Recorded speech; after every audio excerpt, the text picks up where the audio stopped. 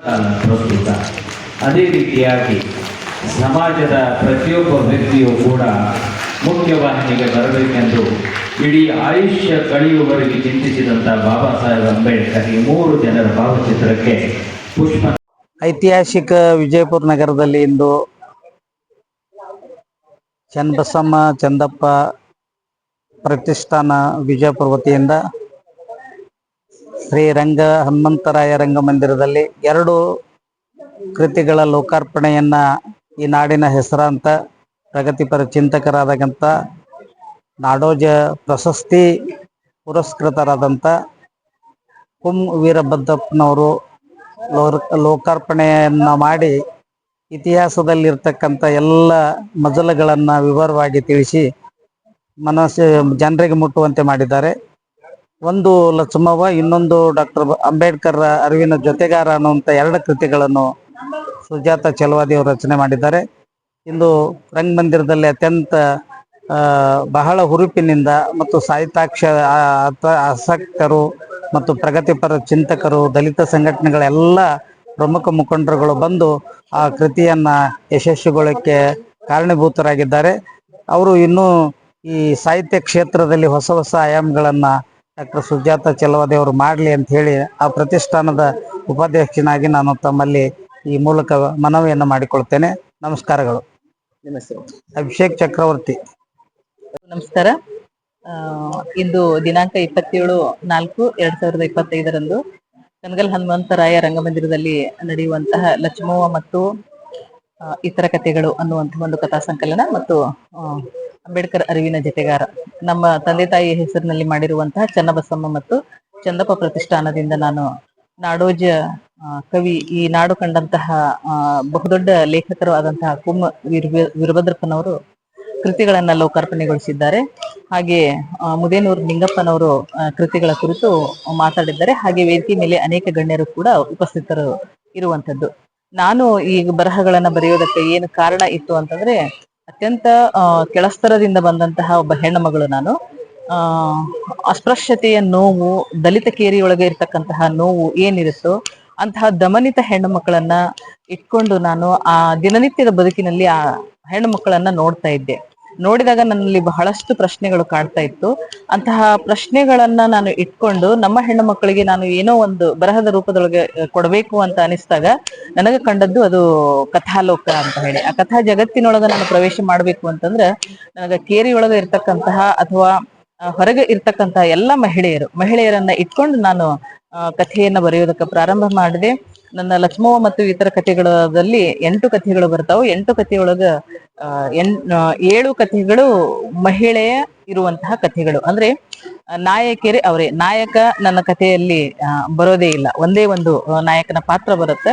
ಇನ್ನುಳಿದ ಕಥೆಗಳು ತಮಗೆ ಆಗಿರುವಂತಹ ದೌರ್ಜನ್ಯ, ಬಡತನ, ಅನ್ನದ ಹಪಹಪಿ, ಸಮುದಾಯದ ಒಳಗಡೆ ಇರ್ತಕ್ಕಂತಹ ಈ ಒಂದು ಅಸ್ಪೃಶ್ಯತೆಯ ನೋವು ಏನಿದೆ ಆ ನೋವನ್ನ ಸಾದರಪಡಿಸುವಂತಹ ಕಥೆಗಳನ್ನ ಒಳಗೊಂಡಿರುವಂತಹ ಈ ಕಥೆಗಳು ಆಗಿದಾವೆ. ಇನ್ನೊಂದು ಅಂಬೇಡ್ಕರ್ ಅರಿವಿನ ಜೊತೆಗಾರ ಅನ್ನುವಂಥದ್ದು, ಅದು ದಲಿತ ಸಾಹಿತ್ಯ ಸಮ್ಮೇಳನದಲ್ಲಿ ಮಾಡಿರುವಂತಹ ಭಾಷಣಗಳನ್ನ ಕುರಿತು ನಾನು ಒಂದು ಸಂಪಾದನೆಯನ್ನ ಮಾಡಿರುವಂತಹ ಕೃತಿಗಳದಾವು. ಈ ಕೃತಿಗಳನ್ನ ಜನಾರ್ಪಣೆ ಮಾಡುವಂತಹ ಕಾರಣ ಏನು ಅಂತಂದ್ರೆ, ಅಲ್ಲಿ ಒಳಗೆ ಇರ್ತಕ್ಕಂತಹ ನೋವು ಎಲ್ರಿಗೂ ಗೊತ್ತಾಗ್ಲಿ ಅಂತ ಅನ್ನೋ ಕಾರಣಕ್ಕಾಗಿ ಈ ಕೃತಿಗಳನ್ನ ನಾನು ಬರೆದು ತಮ್ಮ ಮುಂದೆ ನಾನು ಸಾದರಪಡಿಸ್ತೇನೆ.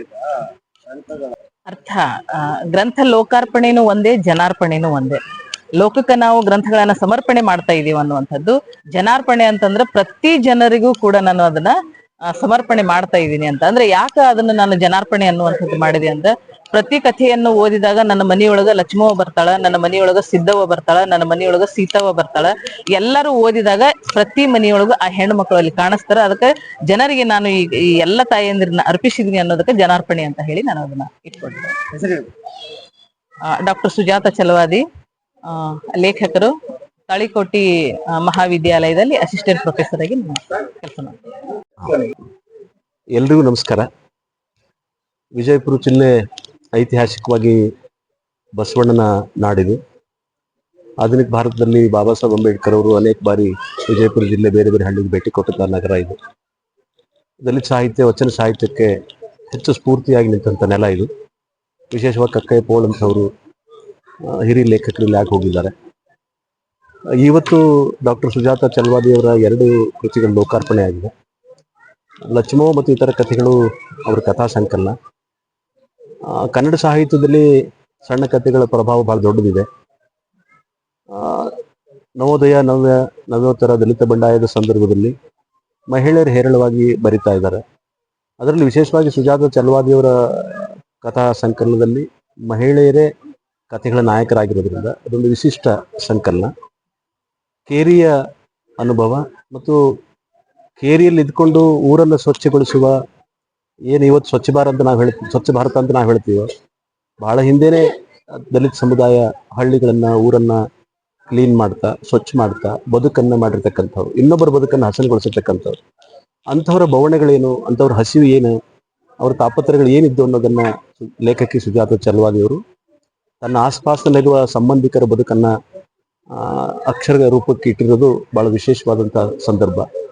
ಅಂತ ಕಥಾ ಸಂಕಲನ ಓದೋ ಮೂಲಕ ಲೇಖಕರು ಮತ್ತು ವಿದ್ಯಾರ್ಥಿಗಳು ದಲಿತ ಸಮುದಾಯದ ಬದುಕನ್ನ, ದಲಿತ ಸಮುದಾಯದ ಮಹಿಳಾ ಲೋಕದ ಬದುಕನ್ನ ಬಹಳ ಮುಖ್ಯವಾಗಿ ಅರ್ಥ ಮಾಡ್ಕೊಳ್ಬೇಕಾಗಿದೆ.